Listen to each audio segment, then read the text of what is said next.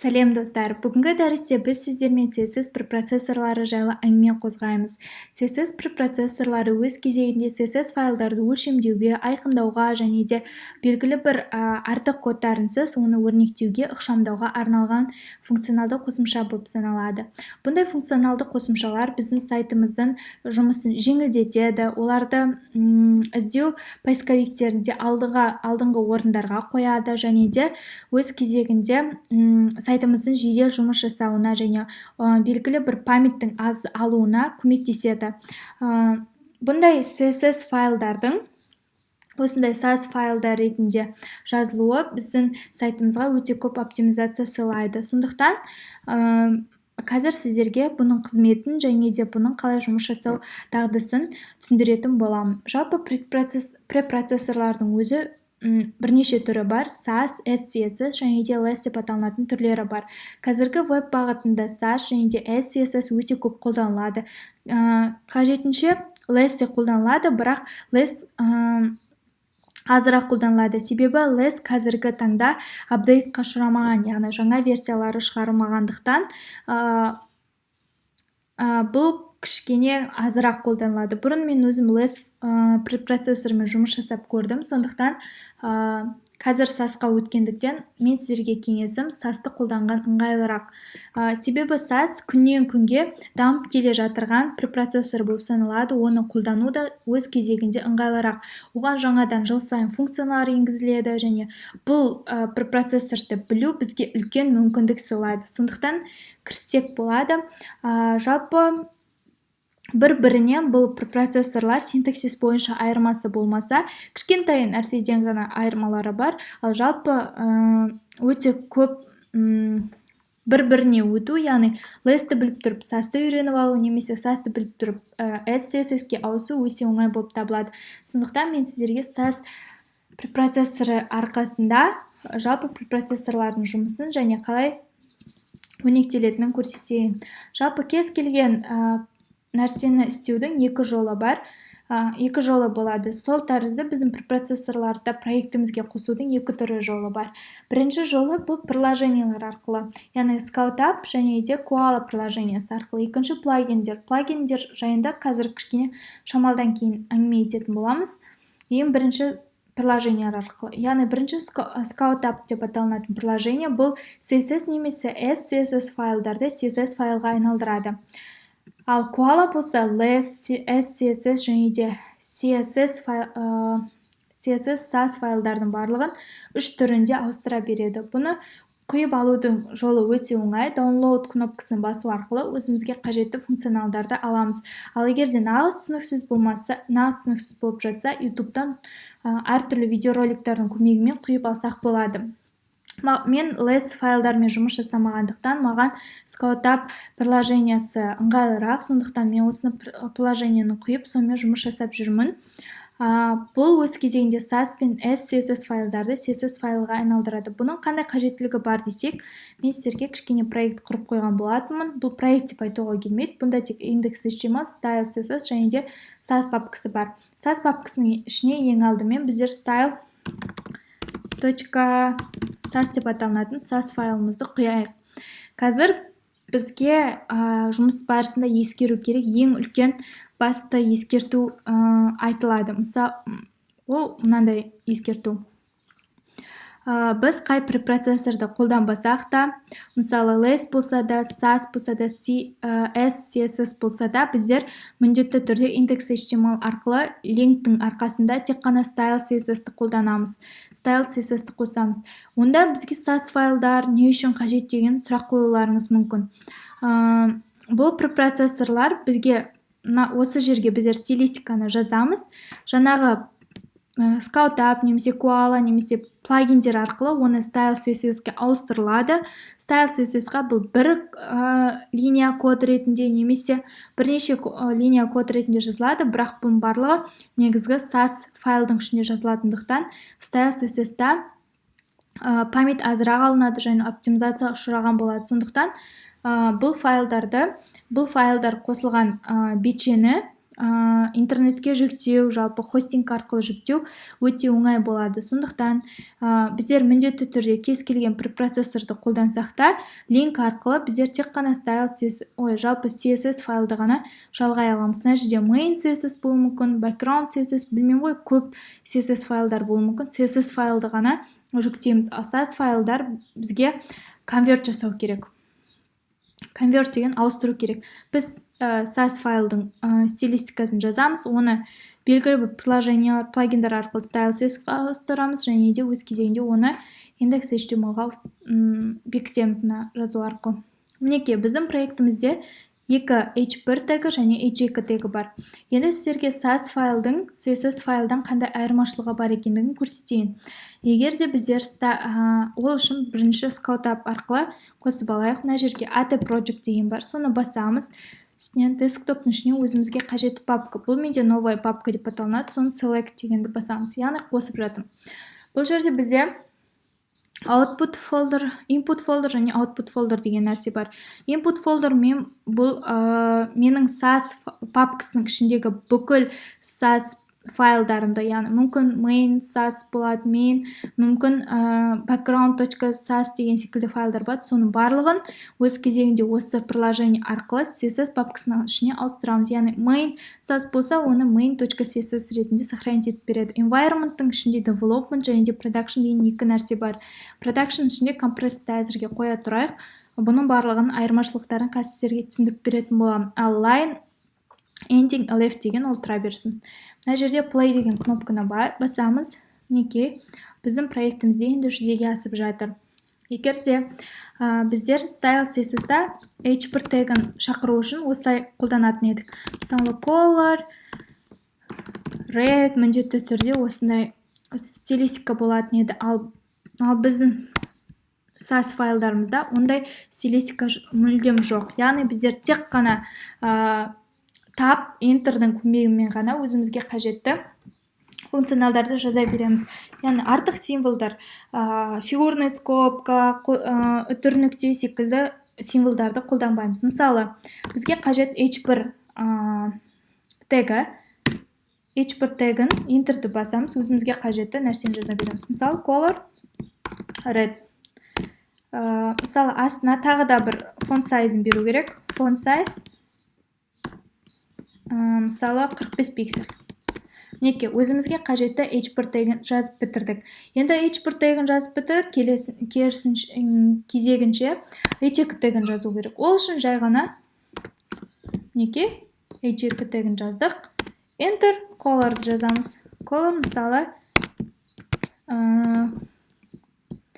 color yellow дик. Одан кейін тағыда мысалы font size. Мына жерге font family, неше түрлі осы стилистикасының барлығын жаза берсек болады. Мысалы, мына 30 пиксель деп алатын болсақ. Яғни бұл жерде бұл айырмашылық, яғни ешқандай символдардың көмегінсіз біздер өзіміздің SAS стилистикалық бетшемізде жаза бере аламыз. Ол өз кезегінде міне автоматты тұрғыда мына приложение арқылы CSS файлға ауыстыра береді. Ол CSS файл бізде index.html-ға жалғанған, сондықтан біздің файлымыз бірден өзінің көрінісін тапа береді. Мінекей. Ендігі кезекте мінекей. Бұл жерде барлығы көріп тұрғандарыңыздай бір строчка кодтың нәтижесінде тұр. Қазір бұның неге олай тұрғандығын айтамын, және де бұл өз кезегінде артық кодты бермейді, яғни оптимизация ұшыраған біздің сайтымыз жедел жұмыс жасайды. Келесі кезекте біздер жаңадан div создавать етсек, оның есімі блок болсын. Блок элементтің ішінде тағы бір блоктық элемент болсын, яғни блок color деп аталынатын жаңа бір div болсын. Және оның ішінде белгілі бір button болсын. Buttonның ішіне click me деп жазайық. Неге біздер button color, block color атты контейнердің шығып кетіп, бірақ блок контейнердің ішінде тұрып, тағы да бір h3 тегін құрайық. Мінекей, оған hello professor деп жазайық. Мінекей. Енді осы стилистиканың қалай жұмыс жасайтындығын SAS бойынша көрсетейін. Ең бірінші, жарайды, тегтар бойынша обращение жасау оңай екендігін түсініп тұрық SAS файл бойынша. Ал егерде класс бойынша жасайтын болсақ, бұның ешқандай қиындығы жоқ. Жай ғана келесі өзімізге қажетті класстың есімін жазамыз, блок. Enter'ді басамыз, өзімізге қажетті background color, мысалы background color green деп жазайық. Жасыл түсті болсын. Одан кейін біздің келесі элементіміз block colorға өтуіміз керек. Бірақ бұл block color элементіміз біздің блок элементінің ішінде орналасқан. Сондықтан мен оны шақыру үшін кезегінде мынандай нәрсені жазам. Және де оның ішіндегі нәрселерді жазу үшін Enter'ді басып, өзіме қажетті мысалы color red деп жазайық. Неке, SAS бойынша біздің стилистика беру үшін, мысалы style CSS үшін біздер бұрын былай жазып жүрдік. Мысалы блоктың өзін шақырамын. Оның ішіне белгілі бір стилистика беремін, одан кейін оны inherit жазу бойынша жазу үшін block color деп осылай жазып отырмас үшін, бұл негізі дұрыс шешім болып табылады.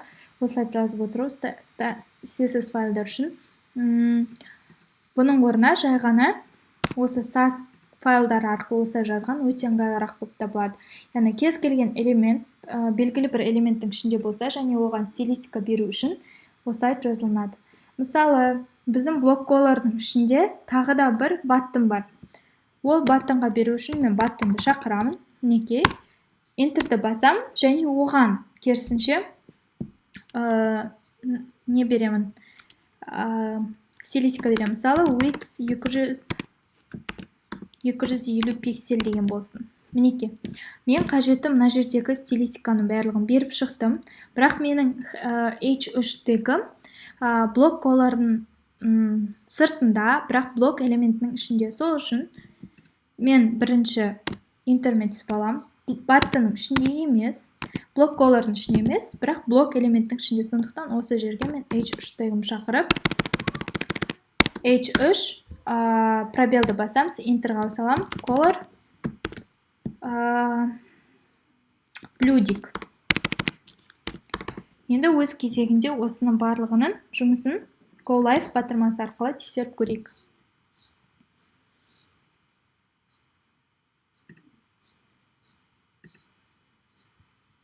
Мінекей, біздің белгілі бір жазуымыз бар, H1 және H2 тегі, және де өз кезегінде бірігір бір блок бар, оның түсі жасыл, одан өзге ClickMe деп аталынатын баттон бар, одан бөлек мынандай осындай конструкция бар. Бұл жерде менде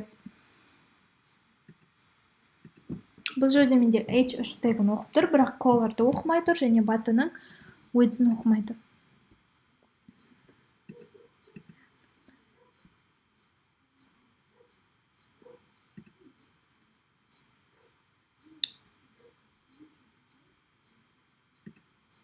Мына жерде background color деп жазайық, себебі бұл бізде мына баттон мына ненің іші ғой. Және жарайды, white салайық. Мінекей. Енді өшіріп қайтып қосып көрейік.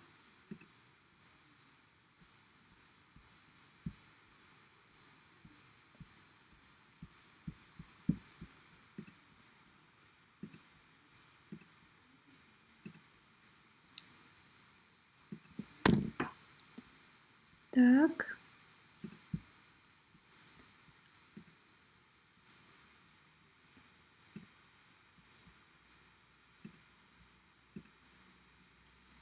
Block color, ClickMe. Мына жерде style CSS-тан қарап көрейік. Біздің блок элементіміздің ішінде background color green, оның ішінде core red пен блок колордың іші red пен жазылған. Бұл қатты қажет емес. Мына жерді ала тұрайық. Және біздер баттонға баттондікі 250 пиксель. Мінекей, өзгерді, 250 пиксельге ауысты. Біздің баттонымыз, яғни бұл SAS файлдардың жұмыс жасап тұрғандығын көрсетеді. Келесі кезекте бізде мына жерде color blue жұмыс жасамай тұр екен. Мына жерге жасап көрейік. Тапты басамыз. H3. Тапты басып тағы да дұрыстап жіберейік.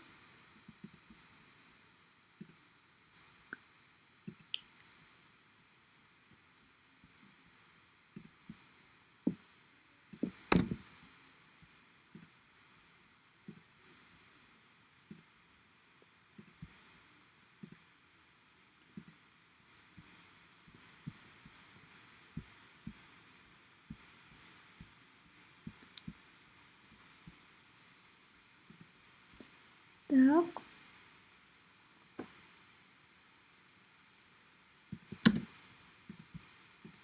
Мінекей, жүзеге асты.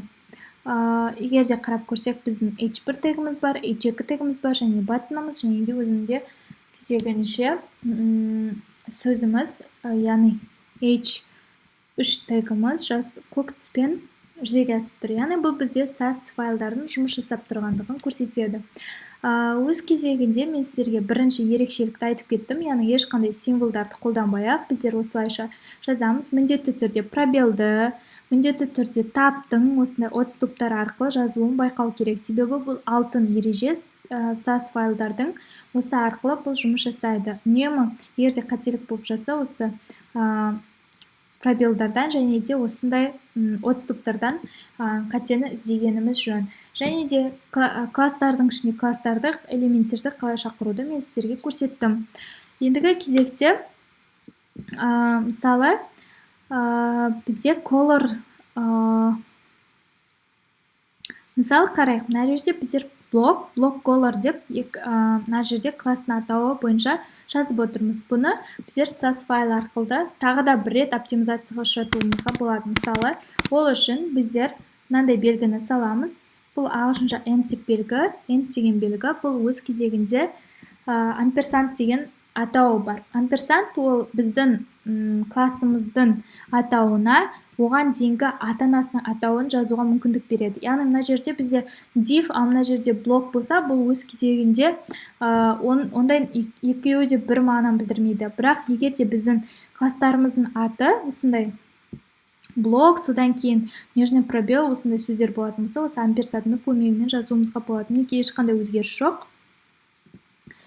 Мінекей тағы бір мүмкіншілігі осындай. Яғни бұл өз кезегінде біздің жазуымызды үлкен класстың атын бір ғана белгімен ауыстыру арқылы оптимизацияға ұшыратып тұр.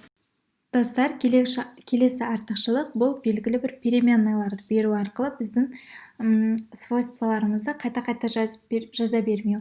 Яғни, мысал қараңыздар, мына жерде H1 тегімізді red, H2 тегімізді red болып саналсын делік. Егер де біздер осыны әрдайым жазып отырмас үшін біздер белгілі бір переменный енгіземіз. Переменный енгізу үшін біздер доллар белгісін саламыз. Мысалы, text color деп жаза салайық. Және де ол белгілі бір red деген түске ие болсын. Яғни осыны біздер redтің орнына қоямыз. Яғни мына жерге text color деп жазамыз. Мінекей мына жерге де қай жерде color redқа тең, сол жердің барлығына text color деген нәрсені жазамыз. Яғни переменный дегеніміз не нәрсе? Переменный бізде как x тең болады 5 деген нәтиже секілді. Мысалы, мына жерде color бізде тең болады red деген сияқты нәрсе. Осының арқасында, біздің қазір переменныйымыздың арқасында қарап көрейік. Сайтымызда мінекей екеуі де қызыл түске айналды. 5 өзгеріссіз осылайша айналып тұр. Егер де мына жерден мысалы біздің нәрсеміз yellowға айналса,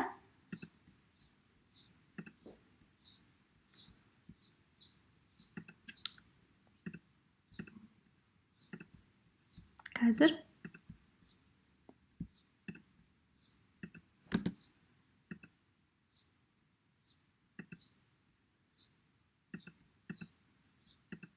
мінекей екеуі де yellowға айналды, яғни сары түске енді. Осылайша біздер үлкен проекттер болады, белгілі бір тематикада жасалынған проекттер болуы мүмкін. Мысалы, біздің басты түсіміз, сөздеріміздің түсі қара болуы мүмкін. Кейінірек, мысалы, жаңа дизайнер келіп, біздің сайтымыздың дизайны кішкене өзгерістерге өзгертіп, мысалы, жаңа суреттер қойып, оның сөздердің фоны жасыл болғанын қаласақ, осылайша біздер әрбір кодтың ішінде, мысалы, 1000 строчка код болса, сол 1000 строчка кодтың ішінен колордың барын жасылға ауыстырып отырмаймыз, тек қана осындай переменный жоғары жағынан өзгерте саламыз.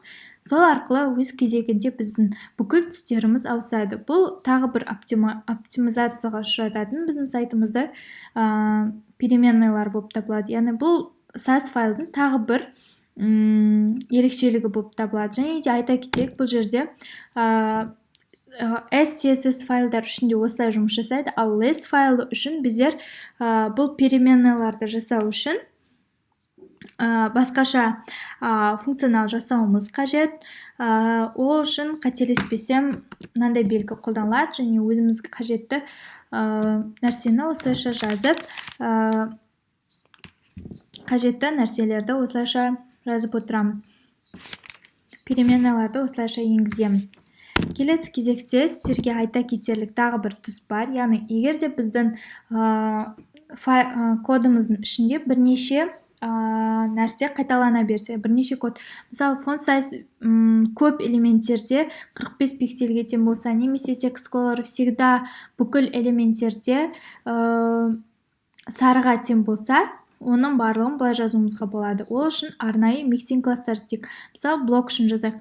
Мына жерде background color кетіре тұрайық. Мына жерде include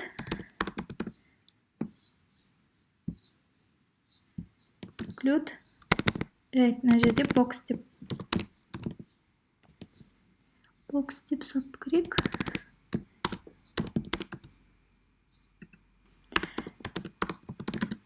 Мінекей, include box. Енді өз кезегінде бұл жерде mixing істеу үшін мінекей, mixingнің атын мына жердегі box деп бердік. Біздер мына жерде сол box'ның атымен жазамыз.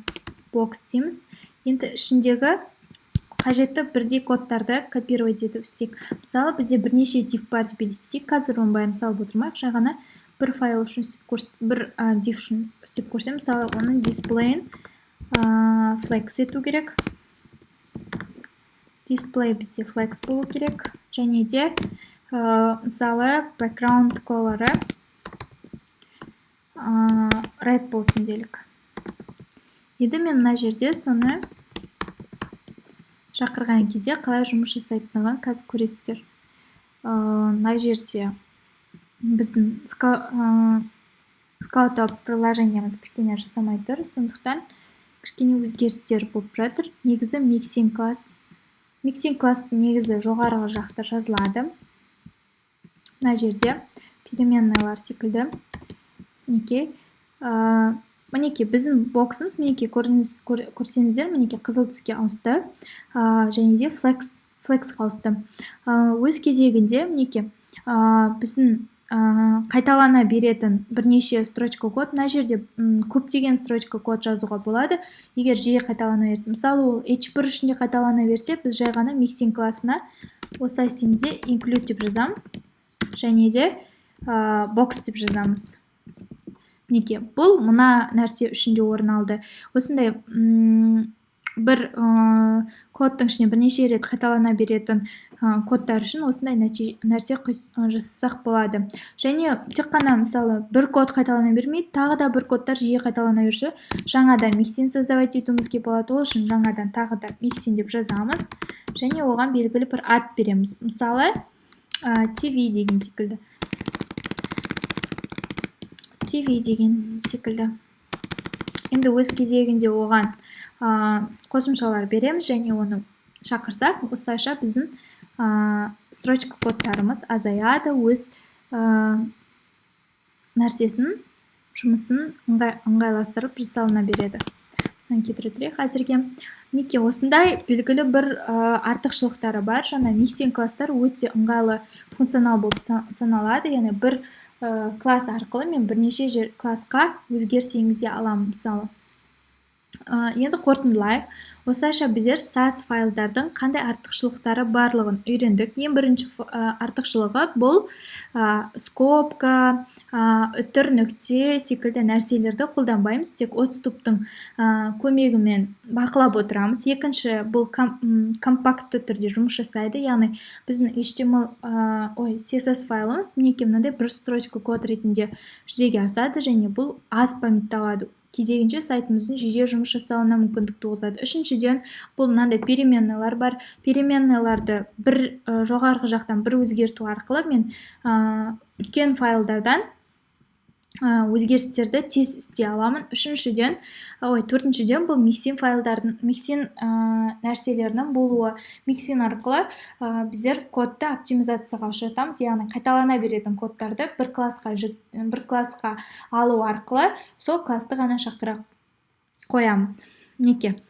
Енді келесі кезекте мен сіздерге тағы да бір рет синтаксис бойынша SCSS және де LESS және де CSS-тардың қандай артықшылықтары бар, соны айтып кетейін. SAS файлдарын көрсеттік. Біз переменналарды мінекей доллар белгісі бойынша жазамыз. Егер де миксинг класстар болатын болса, оны собачка арқылы жазатын боламыз, мынандай белгі арқылы. Ал LESS файлдарда бұл переменналарды мынандай арқылы емес, мынандай белгі арқылы емес, жаңағыдай собачка арқылы жазатын боламыз. Және де LESS файлдарда өз кезегінде символдарды қолдана береміз, яғни мынандай символдар, фигурный скобка, мынандай нәрселерді қолдана береміз. Ал SCSS-қа келетін болсақ, бұл SAS секілді жұмыс жасайды, тек ол жерде фигурный скобкалар присутствовать етеді, қалған жағдайынан бірдей болып саналады. Енді келесі кезекте мен сіздерге бұл бізде Scout App приложениясы арқылы істеген болатын. Енді бұл Scout App приложениясын өшіре тұрайық. Ендігі кезекте мен сіздерге қажетті плагиндерді берейін. Сол плагиндер арқылы біздер өзіміздің SAS файлымызды автоматты түрде CSS-қа ауыстыра аламыз. Ол үшін мына жерді басамыз. Өзімізге қажет нәрсені жазу үшін live SAS шығу керек. Мінекей. Бұны мен алдын ала құйып алған болатынмын. Мінекей. Бұл жерде бізде белгілі бір параметрларды өзгерту керек. Яғни оны қалыпты нәрсесінен өзімізге қажетті жерлерін алып алуымыз керек. Өзгерістер енгізуіміз керек дегендей. Мына жерден біздер барлығын оқып, қарап көрсек болады. Қандай жағдайда яғни CSS және де мен CSS арқылы жұмыс жасайтындығы, сондай expanded, compact, compressed, nested арқылы болатындығы барлығы көрсетілген.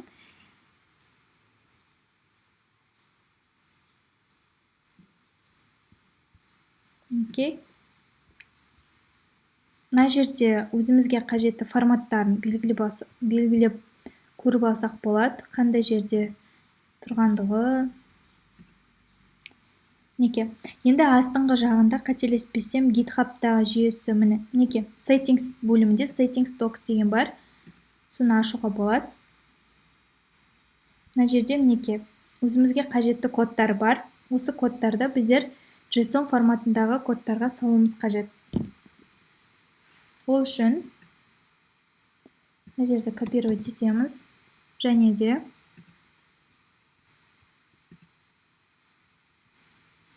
егер де біздер жаңа SAS файлымызды ашатын болсақ, астыңғы жағында Watch SAS деген нәрсе тұр, мінекей. Осының үстін басамыз. Мына жерде қалай жұмыс жасап жатырғандығын көре аламыз.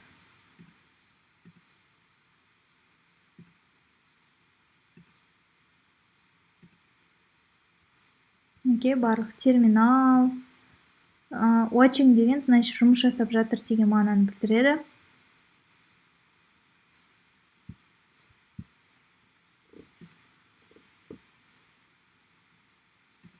Мінекей. Енді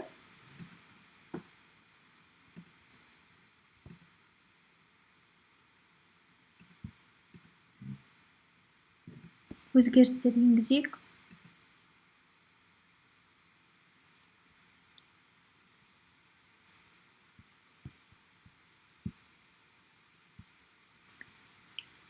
Ол үшін біздер мына жердегі settingsқа барамыз.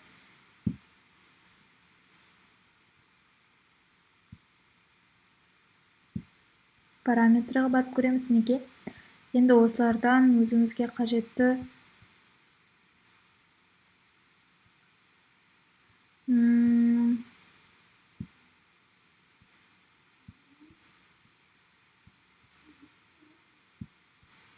мінекей live server compiled тауып аламыз. Мінекей, осы жерде бізде изменить settings JSON деген тұр. Соның үстін басамыз. Мінекей, бізге осындай нәрсе ашылды. Енді осы ашылғаннан кейін бұл жерге үтір қоямыз да, жаңағы копировать етілген кодымызды жазамыз. Және де бұл жерде айта кетерлігі, басындағы дефолтқа байланысты екі нәрсе керек емес. Комментарийді алып түсек. Мінекей, осы жер керек. Мына жерде бізде компресс деп тұр. Бұны компресс емес, бірнеше форматтарға ауыстыруға болады. Одан бөлек мына жерде main CSS түрінде сохранить етуге болады деген. Бұны жалпы жай CSS файл ретінде де сохранить етсек болады. Жалпы қазірше мен тұра берсін. Қазір көрсетем қалай бұл нәрсе жұмыс жасайтындығын. Және де біздің сафпас, мінекей, CSS файлдардың ішіне сохранить етіледі деген мағынаны білдіреді. Келесі біздің өзгерту керегіміз, ол auto префиксті салу керек. Кез келген осындай нәрсе істеу үшін бірінші үтір салып аламыз, одан кейін auto префикс үшін жұмыс жасаймыз. Ол үшін біздер жаңа ашылған астына мінекей include list, мінекей auto префикстің коды тұр. Осыны копировать етеміз. Өзіміздің сайтымызға, өзіміздің JSON файлымызға қоямыз. Мінекей, қойылды.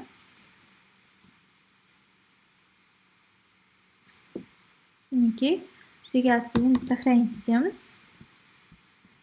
Енді өзіміздің CSS файлымызды ашып көрсек.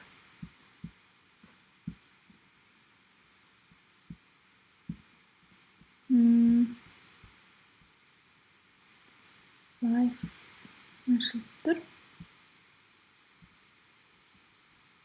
Компресс түрінде. Мына жерде бірнеше түрі бар. Оны қазір тоқтала жатамыз.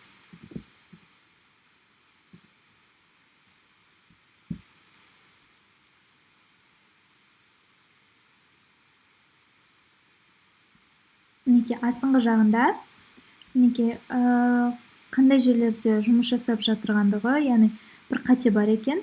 Бізде автоты invalid CSS автоты дейді. Бұл жерде кішкене мына переменныйды оқи алмай жатыр. Сол болмаса қалған жағдайында жұмыс жасап жатырғандығы көрініп тұр. Яғни біздер өзімізге қажетті осылайша нәрселерді істеп алдық. Форматын өзгерттік, және де форматты қосымшаны құйдық, және де автопрефиксті қойып алған болатынбыз. Автопрефикс не нәрсе деген сұрақтарға мен алдыңғы болатын тақырыптарда түсіндіре жатамын. Сондықтан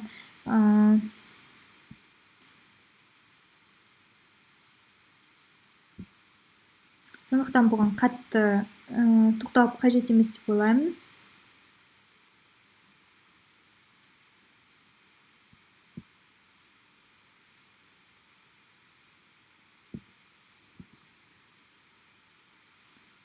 Окей.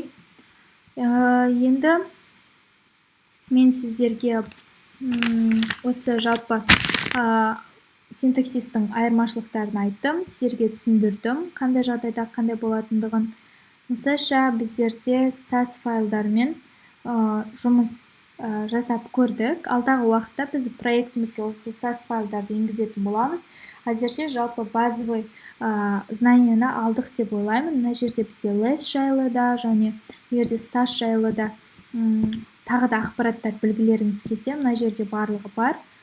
Мына жерде бар, документациясын ашатын болсақ, бұл жерде қайсысы не нәрсе үшін жұмыс жасайтындығы, жалпы variable'дарды қалай беруге болады, синтаксисі қандай деген секілді нәрселердің барлығын көрсеңіздер болады.